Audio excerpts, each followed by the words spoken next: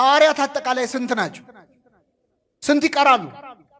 9 ሐዋርያት ይገርማቸዋል። ብዙ ጊዜ እኛ ደብረ ታቦርን ስንተርክ 9 ሐዋርያት ምን እያደረጉ እንደነበር ግን አንተርክ።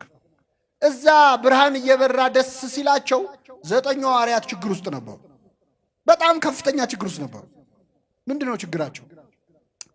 9 ሆነው አንድ ሰውዬ ልጁ በጋኔን ተይዞበት እርኩስ መንፈስ ያለበት ልጅ ያለው ሰው ልጁን ይዞ መጥቶ እባካችሁ ፈውሱልኝ አላቸው ለ9 ሐዋርያት።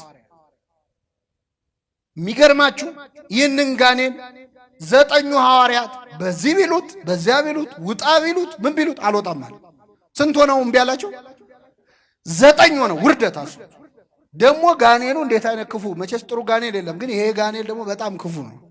ምንድነው ክፋቱ ካላችሁ አይሰማም፣ አይናገርም። ምን አይልም? አይሰማም። የት ነው ያስከው ስትለው አይሰማም። ማነ ተናገር ስትለው አይናገር።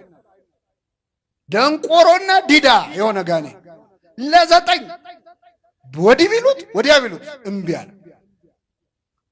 አሁን ይገርማቸዋል። 9 ሐዋርያት ሽንቅቅ ብለው ተዋርደው ቆመዋል።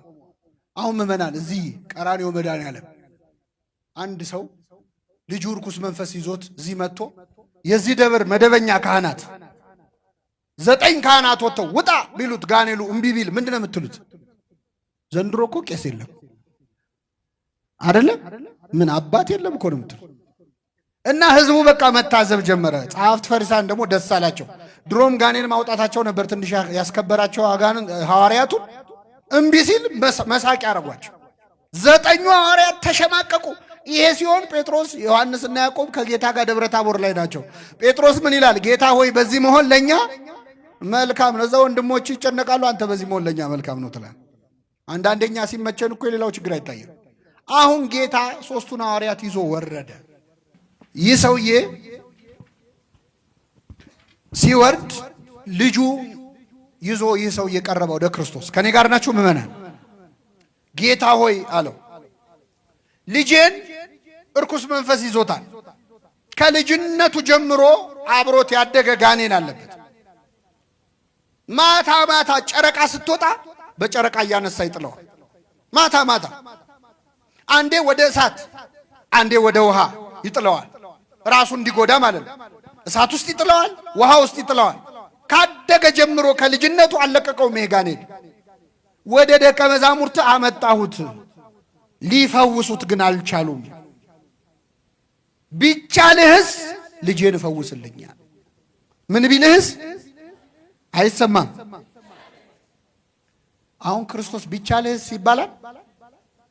ለምን መሰላቸው? ደቀ መዛሙርቱ ስላቃታቸው ያው መምህራቸውም የነሱ ቢጤ ነው ብለው እኮ። አሁን ክርስቶስን ያስናቅነው እኮ እኛ ተማሪዎች እኮ ነው ምዕመናን። እኛ ስላቃተን እሱም ያቅተው እንዳይመስላችሁ። ቢቻልህስ ልጄን ፈውስልኝ አለው። ጌታ ምን አለ? ቢቻልህስ ትላለህ፣ ለሚያምን ሁሉ ይቻላል አለው። ይህን ጊዜ ይህ ሰው ምን አለ? አምናለሁ፣ አለማመኔን እርዳው። እስኪ በሉ ከኔ ጋር አምናለሁ፣ አለማመኔን እርዳው። አሁን እስቲ በደንብ ከሰማችሁ መልሱልኝ። ይሄ ሰውዬ ያምናል አያምንም? እስቲ ቃሉን እንድገመው። አምናለሁ፣ አለማመኔን ይሄ ሰውዬ ያምናል አያምንም? ያምናል አያምንም? አምናለሁ ብሏል አላል? ያምናል አያምንም? አለማመኔን ደግሞ ብሏል። ይህ ሰው ያምናል ወይስ አያምንም? ተምታታባችሁ አይደል? እሱም እንዲህ ነው የተምታታበት። እስኪ በሉ አምናለሁ፣ አለማመኔን በሌላ ልተርጉምላችሁ። እንደዚህ እኮ ነን እኛ እኮ ከዚህ ሰውዬ በምንም አንለይ። ታምናላችሁ አታምኑ? ግን ደግሞ አኗኗራችን እንዳመነ ሰው ነው። ስለዚህ አናምን። ትጾማላችሁ አትጾሙ? ግን እየጾምን ነው በእውነት። ስለዚህ እጾማለሁ በሉ እስኪ። አለመጾሜን እርዳው። እየጾሙ አለመጾም አለ ለካ። እስከ 9 እንጾማለን። ስጋ እንበላም፣ የሰው ስጋ ግን እንበላለን። ሰው ግን እናማለን። ሐሜት አያርግብኝ እንጂ ብለን እናማለን። እኔ ለማማት ብዬ አይደለም ብለን እናማለን። እጾማለሁ አለመጾሜን እጸልያለሁ። ትጸልያላችሁ አትጸልዩ? ግን አሁን እውነተኛ እንጸልያለን። ስለዚህ ጸልያለሁ አለመጸለይ